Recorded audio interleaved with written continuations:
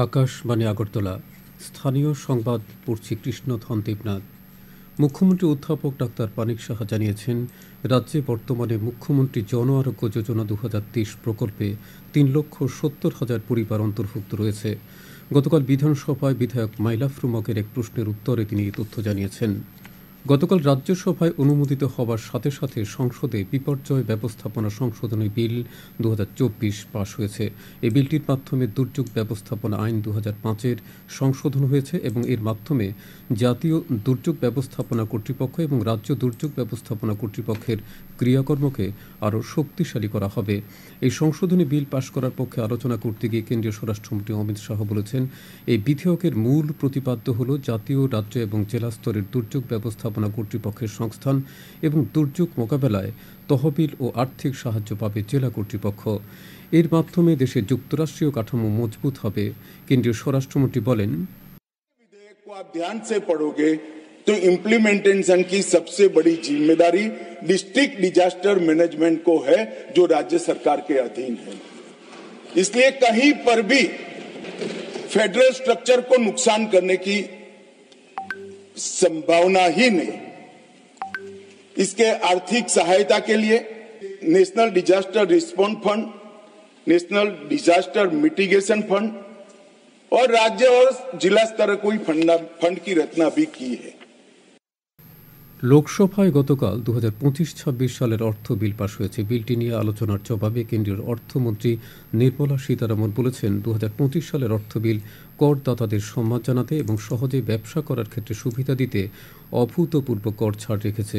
তিনি বলেন, নতুন কর ব্যবস্থার আওতায় 12 লক্ষ টাকা আয় পর্যন্ত আয়কর শূন্য। শ্রীমতী সীতারামন ঘোষণা করেন, আগামী বর্ষাকালীন অধিবেশনে নতুন আয়কর বিলটি আলোচনার জন্য নেওয়া হতে পারে। কৃষিমন্ত্রী রতন লাল নাথ জানিয়েছেন, বিগত 8 বছরে রাজ্যে প্রধানমন্ত্রী ফসল বীমা যোজনায় 14,37,000 কৃষককে অন্তর্ভুক্ত করা হয়েছে।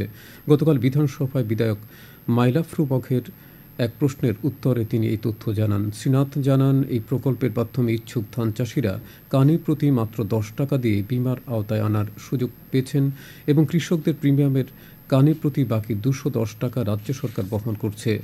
বিদ্যুৎ মন্ত্রী রতন লাল নাথ বলেছেন, রাজ্যে প্রধানমন্ত্রী সূর্যঘর মুফত বিজলি যোজনায় অনলাইন পোর্টালে চলতি বছরের মার্চ মাসের 5 তারিখ পর্যন্ত 12,889 জন নাম নথিভুক্ত করেছেন। এর মধ্যে অনলাইনে আবেদন করেছেন 3,101 জন। গতকাল বিধানসভায় বিধায়ক মাইলাফরু মগ এবং অশোক চন্দ্র মিত্রের এক প্রশ্নের উত্তরে তিনি এই তথ্য জানিয়েছেন। শ্রীনাথ বলেছেন, জমাকৃত আবেদনের ভিত্তিতে 150 জনের বাড়িতে সোলার প্ল্যান্ট স্থাপন করা হয়েছে।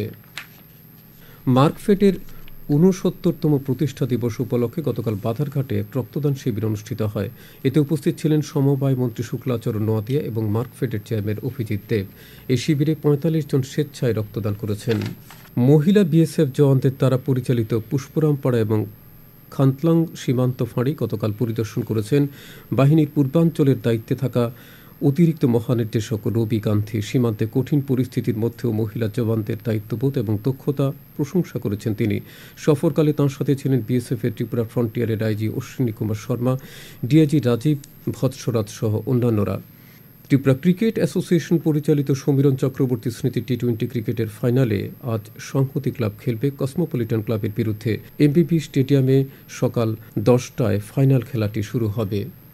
রাজ্য বিধানসভার অধিবেশনে গতকাল বাজেটের ওপর সাধারণ আলোচনায় অংশগ্রহণ করেছেন বিধায়ক রঞ্জিত দাস, ভগবান দাস, শম্ভুলাল চাকমা, বিশ্বজিৎ কলই।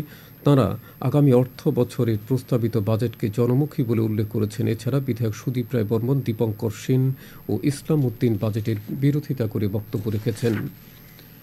আবহাওয়ার পূর্বাভাসে বলা হয়েছে, আজকের আকাশ প্রধানত পরিষ্কার থাকবে। আজ দিনে সর্বোচ্চ তাপমাত্রা থাকতে পারে 34 ডিগ্রি সেলসিয়াস। সকালে সর্বনিম্ন তাপমাত্রা ছিল 18.4 ডিগ্রি সেলসিয়াস।